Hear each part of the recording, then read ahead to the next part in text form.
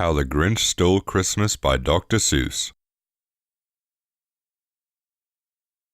Every Who down in Whoville liked Christmas a lot, but the Grinch, who lived just north of Whoville, did not.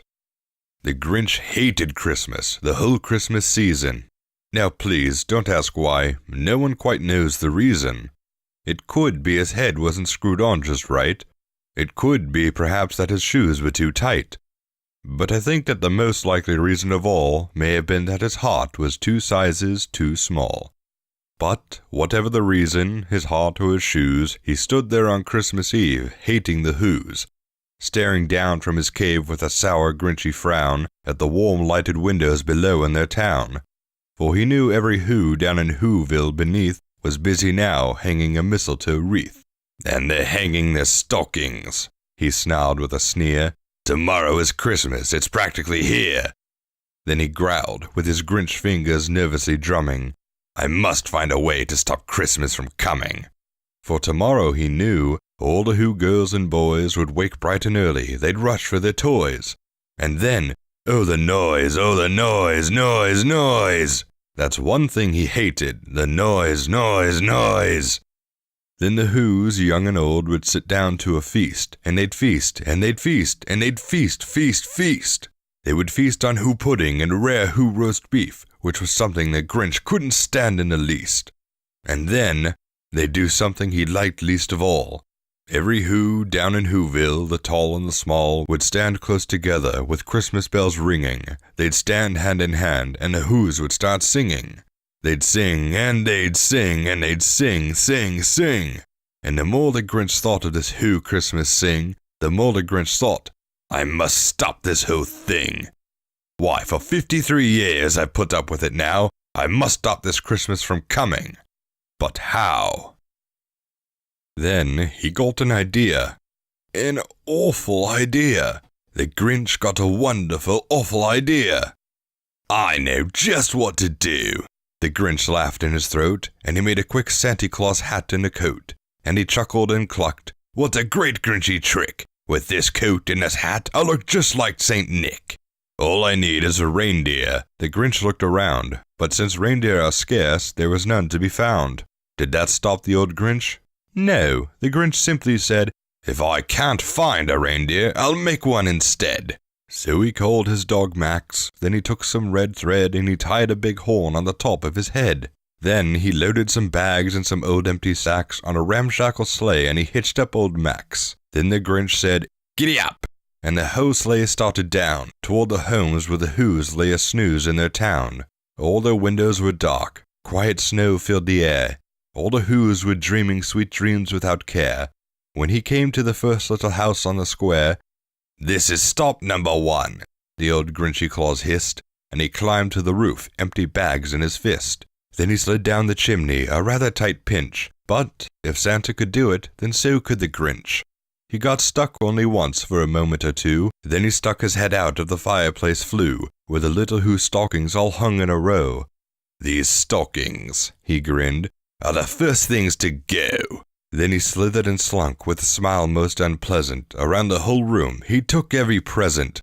Pop guns and bicycles, roller skates, drums, checkerboards, tricycles, popcorn, and plums. And he stuffed them in bags. Then the Grinch very nimbly stuffed the bags one by one up the chimbley. Then he slunk to the icebox. He took the Who's feast. He took the Who pudding. He took the roast beast. He cleaned out that icebox as quick as a flash. Why, that Grinch even took the last can of Who hash. Then he stuffed all the food at the chimney with glee.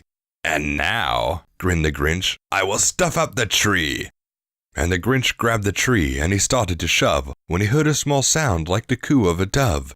He turned around fast and he saw a small Who, little Cindy Lou who was not more than 2. The Grinch had been caught by this tiny Who daughter, who'd got out of bed for a cup of cold water.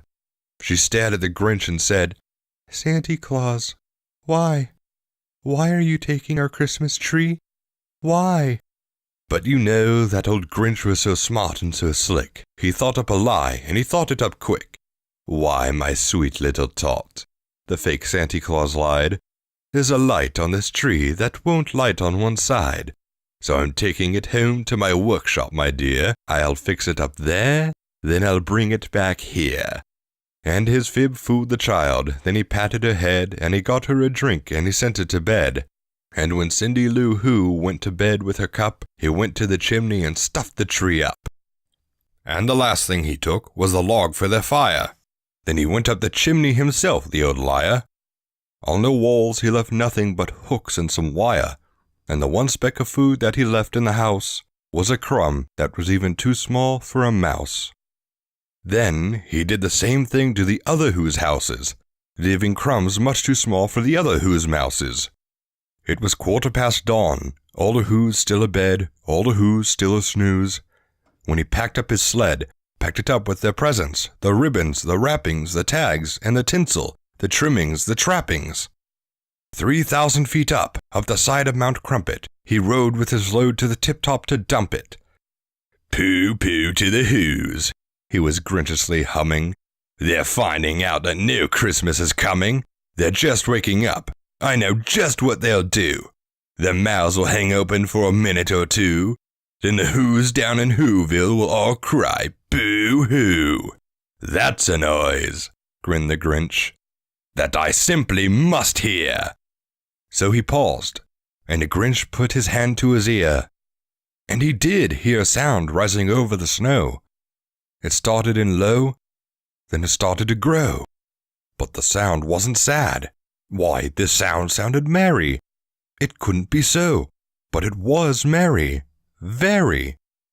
He stared down at Whoville. The Grinch popped his eyes. Then he shook. What he saw was a shocking surprise. Every Who down in Whoville, the tall and the small, was singing, without any presents at all. He hadn't stopped Christmas from coming.